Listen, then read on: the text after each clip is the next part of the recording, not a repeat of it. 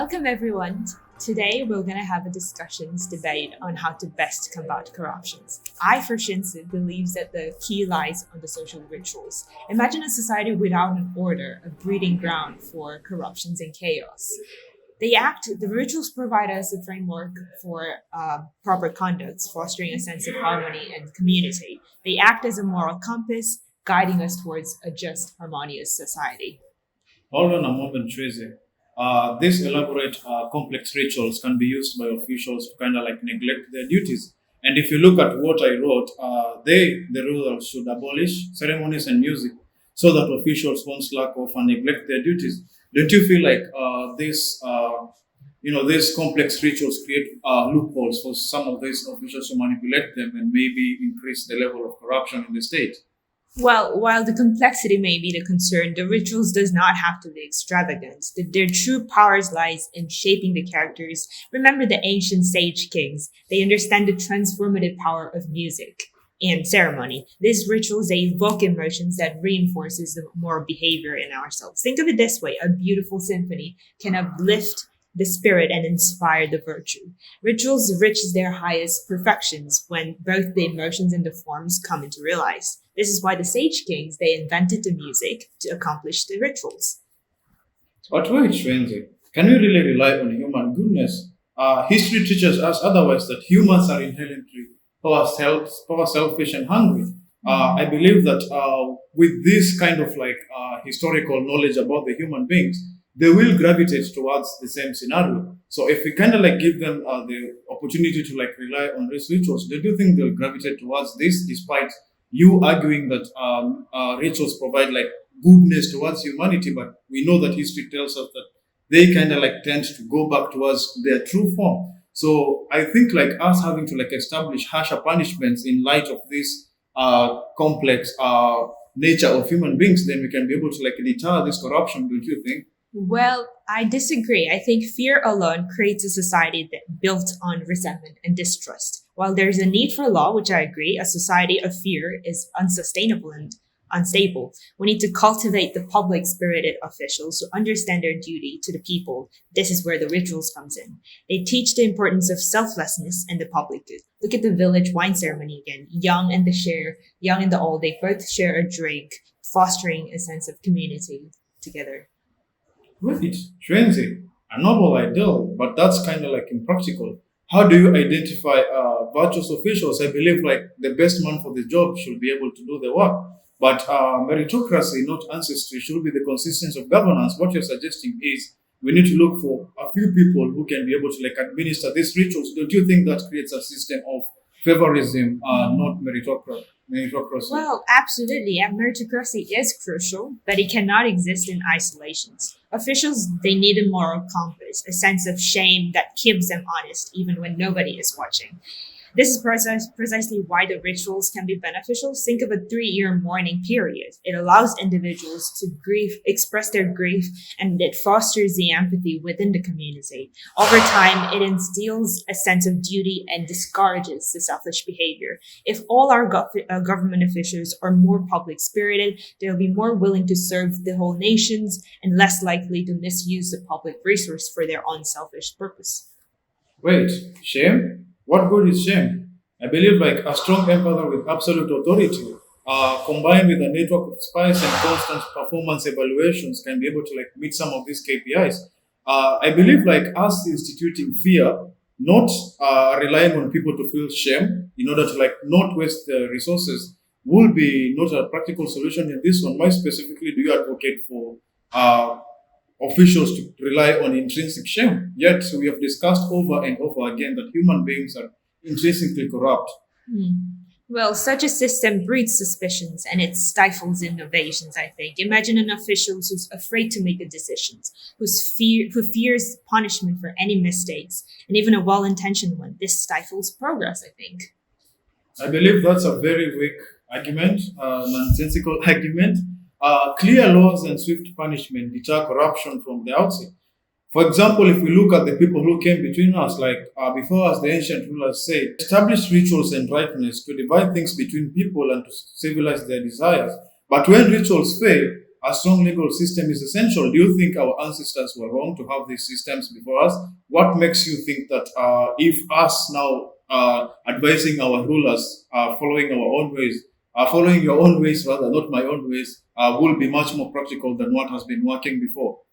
Well, true, I agree. I think law has its place in our society, but what I believe is that it should be kept as a backup, not as a primary weapon. Think of a skilled physician. He focuses on preventions through a healthy lifestyle, not just harsh treatments for illness. Similarly, strong rituals, I think, can just prevent corruptions in the first place. Wait. Hold on your horses, Xunzi. These flowery rituals are a disease infecting the states. Officials use a lot of resources for this displays and end up slacking off from their duties.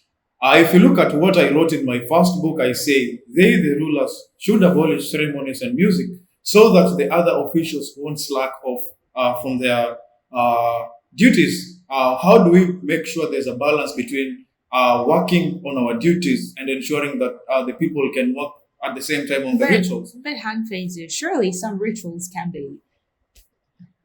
Don't be naive, Xunzi. I believe rituals, for example, are breeding grounds for corruption. For example, some of the officials can exploit the logistics that go behind coming up with some of these rituals to make themselves richer. You need to order some materials for these rituals, and the officials, since they are in charge of holding these rituals, can be able to exploit some of the loopholes to have better advantage of delivering the materials, and thus infesting corruption. And if they have a stronger clique of people amongst themselves who can be able to provide logistical support for these rituals, that they can be able to share with the limited people who have an unfair advantage when it comes to gaining access towards making these rituals possible. So I believe it doesn't work.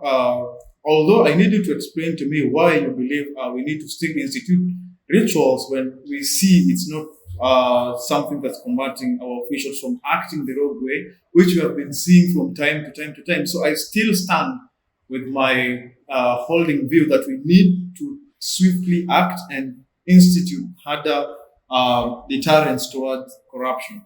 Whoa there, Han Feizi, you paint a frightening picture here. A society ruled by fear and paranoia. While I agree some rituals can be misused, completely discarding them throws away some of the valuable tools that we could have. Think of a skilled musician, a simple melody that can inspire the greatness, just as a well-designed rituals can cultivate a sense of duty and public spirit. Public service, public spirit are a convenient excuse for promoting weakness. The only state that matters is to the state, like a strong emperor with absolute authority. Is the only way to keep everyone in line, right?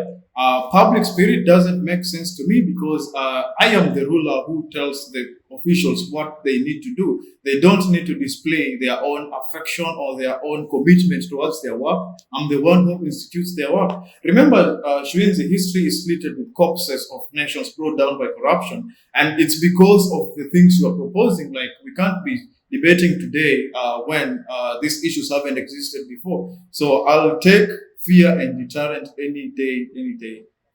But look, the fear alone, as I'm reiterating, it only breeds the resentments. Imagine a society where all officials they're living in a constant fear. They are afraid to make decisions for the good of the people because of the fear of the punishment.